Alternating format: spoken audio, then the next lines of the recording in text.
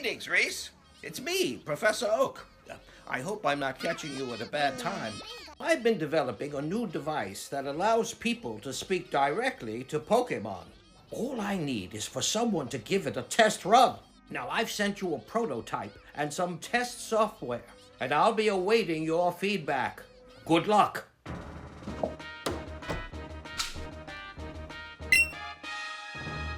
The Pokemon franchise has always been renowned for its in-depth RPG mechanics. Its stunning visuals? Compelling stories? But, you know, Bulbasaur's pretty cute. Pokemon pretty much lives and dies by its lovable cast of monsters. While it might not have some of the same strengths as other RPGs, it will always have Garbodor. Everyone has their favorites. I like Piplup, 30-year-old men like Shiny Charizard, and DeviantArt really likes Lot Bunny. But without a doubt, the most popular Pokemon in the world is the yellow rodent Pikachu. He's been pushed as the mascot of the series ever since his debut in the Pokemon anime, becoming one of the most recognizable faces in not only games, but entertainment.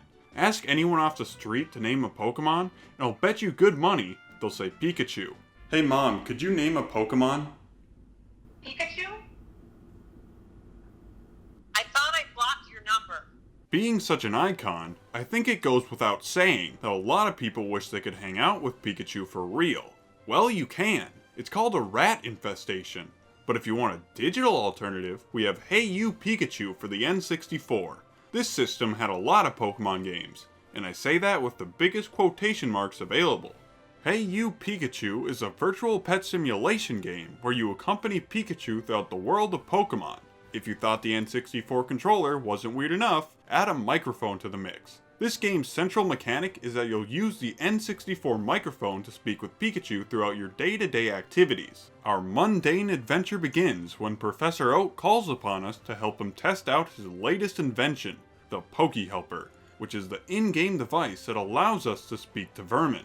Pikachu, over here.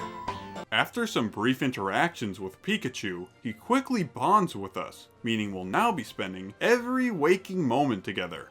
Professor Oak remarks about how lucky we are, as he's always wanted to observe the daily activities of a wild Pokemon.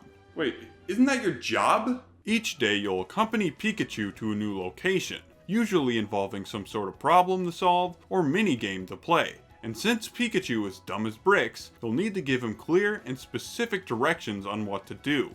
One day you might be gathering ingredients for a delectable dish, maybe the next you'll be babysitting Caterpies, and after that you could be out catching fish. Now these activities are fairly basic, but when your success lies in the hands of Pikachu, there's really no knowing how things will pan out. Give Magnemite the potato.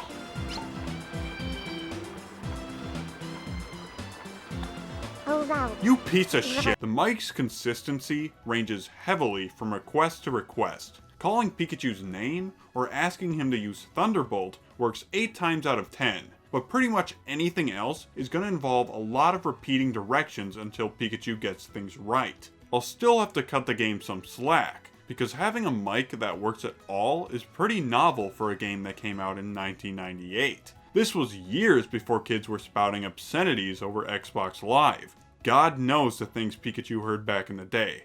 After a few afternoons of completing, and by completing I mean failing, a handful of challenges, we meet up with Pikachu at the Pokemon Sanctuary, where he assaults and mugs us. Now you've done it! Turns out he only stole our stuff so he could feed some helpless Caterpies. Aw, that's adorable. Now that we've both maliciously attacked one another, our bond is stronger than ever. So much so that Pikachu has officially moved into our home. From here on, the game opens up a lot more, allowing us to select where we go each day. These later activities get a lot more challenging, and thus Pikachu's ineptness becomes way too much to handle at times. Pikachu, use the watering cans. Water the Oddish. The Oddish. What are you doing? On a more positive note, your character can finally move freely, and even ditch the rat if you so please. There's not much you can accomplish without Pikachu by your side, but you can pick up various items in the environment. These items will net you some cash that you can spend at Abra's shop. Unfortunately, Pikachu's the only one who can make purchases. Buy the trumpet. The trumpet. Trumpet. Get the trumpet.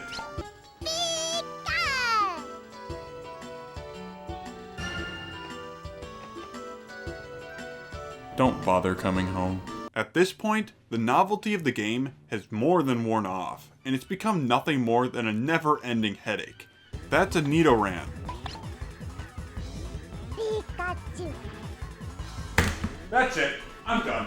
The game runs out of new things to show you pretty early on. There's only a few different activities, just repeated a few times, becoming more tedious as your psyche deteriorates. Pikachu wants to play tag. I win! Okay, maybe Oak will spice up the gameplay with some new abilities. We unlock the ability to look up. The game's supposed to conclude with you saying goodbye to Pikachu, but I think I've developed a new speedrunning technique. This game is just so bizarre that I really wanted to enjoy it, but my morbid curiosity could only take me so far until I had morbid thoughts of smothering Pikachu. Now, I obviously am not the target audience here. The game is clearly intended for kids, but I have to ask, would kids really enjoy this game? Sure, running around with Pikachu might be enough for kids, but considering how difficult Pikachu can be to guide around, 5-year-old me probably would have sat there just as confused as Pikachu. This might sound harsh, but I don't think I'd recommend this game to anyone. Regardless of your age, enslaving Pikachu is just objectively more fun. Don't waste your time on this game. If you're really curious about the title, I'd recommend just watching a YouTube video on it.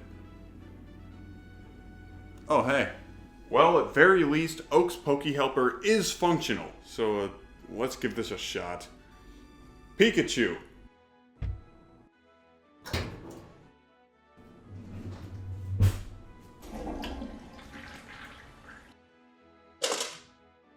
Get out!